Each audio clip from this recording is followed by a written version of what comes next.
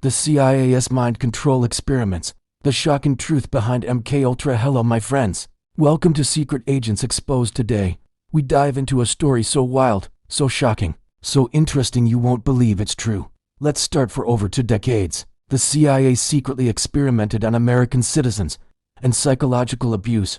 They used drugs, hypnosis, torture. They tried to erase memories, implant false ones, and control the human mind. It sounds like a conspiracy theory, but it's all true, all in the name of national security. This is the chilling story of Project MKUltra, the CIA's classified mind control program that violated ethics, laws, and lives. Fear and control. The Cold War was not just a battle of bombs and borders. It was a war of minds.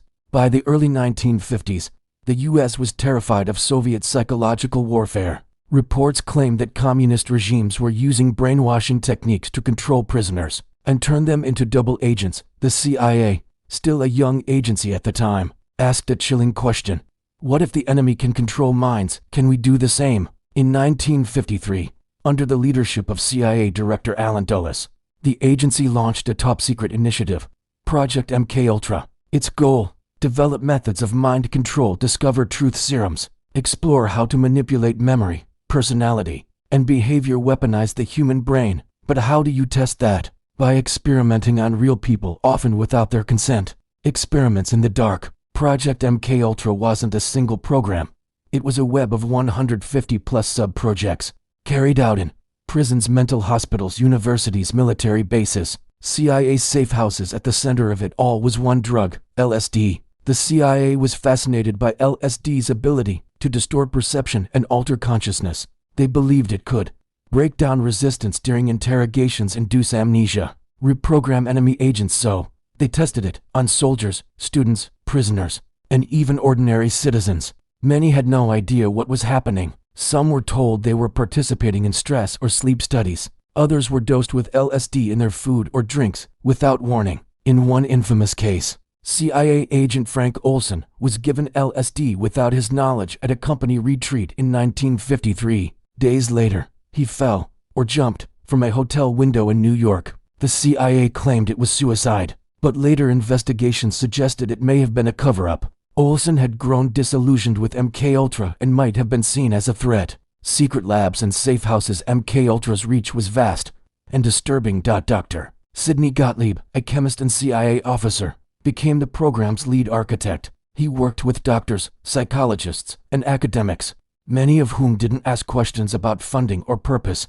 In San Francisco and New York, the CIA created safe houses, apartments disguised as brothels. Sex workers were hired to lure unsuspecting men, who were then drugged and observed behind one-way mirrors. This was called Operation Midnight Climax. Why? To study how drugs influenced behavior, and to test how truth could be extracted during sexual encounters. Other experiments involved electroshock therapy at 30 to 40 times the normal level, sensory deprivation chambers, sleep deprivation for days, hypnosis, and forced confessions, combination of drugs and psychological torture. In Canada, psychiatrist Dr. Ewan Cameron conducted MKUltra experiments at the Allen Memorial Institute in Montreal. He used a technique called psychic driving, playing repeated audio loops to patients under heavy sedation for weeks.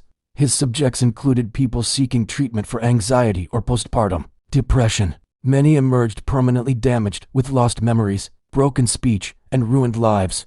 Cover-up and exposure. By the mid-1960s, MKUltra was unraveling. Reports of abuses began surfacing. Public trust in government institutions was eroding due to the Vietnam War and rising civil unrest. In 1973, just as Watergate was heating up, CIA Director Richard Helms ordered all MKUltra files destroyed, but some documents survived. In 1975, the Church Committee, a Senate investigation into illegal intelligence activities, uncovered fragments of MKUltra. Shocking details emerged. The CIA had violated federal law. It had experimented on American citizens without consent. It had used torture and deception under the banner of science. President Gerald Ford issued Executive Order 11,905, banning human experimentation without informed consent. In 1977, a Freedom of Information Act request revealed 20,000 pages of MKUltra documents that had been misfiled. The full scale of the program was finally exposed. The victims, for many, The revelations came too late. Survivors described nightmares and hallucinations, lifelong anxiety, paranoia, and PTSD, a sense of betrayal by their own government. Some received small settlements. Others sued and lost due to national security exemptions. In 1995, President Bill Clinton issued a formal apology, acknowledging the United States government did things that were wrong, deeply, profoundly, morally wrong, but no one was ever criminally charged. Sidney Gottlieb, the man who ran MKUltra, retired quietly and died in 1999. He never faced trial or answered publicly for his actions. Did MKUltra succeed? Here's the question. Did MKUltra actually work? The answer, according to most experts, is no. The CIA never found a reliable truth serum. They never unlocked mind control. They never developed techniques that produced consistent, predictable results. What they did discover was how easily the human psyche can be broken, not shaped. MKUltra showed how drugs, isolation, and abuse can cause trauma, not truth. And it left a legacy of distrust that haunts the intelligence community to this day. Legacy and modern parallels. MKUltra became a blueprint for public skepticism. It confirmed that governments can and do keep secrets. Science can be weaponized.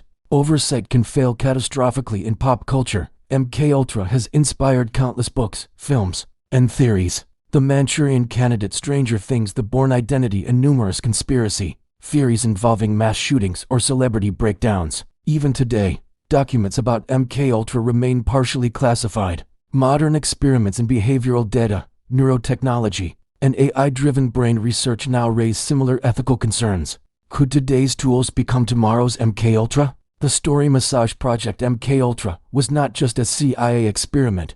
It was a moral failure, a scientific betrayal, and a human rights violation. It serves as a chilling reminder of what happens when power operates in the dark, unchecked and unaccountable. The human mind is one of the most complex, mysterious things on Earth. Trying to control it through force doesn't make us smarter. It makes us dangerous. Call to action. If this story shocked you, hit the like button to help it reach more people. Subscribe for more deep dives into real-life covert operations and hidden history. Turn on notifications. We reveal what others keep secret. Question of the day.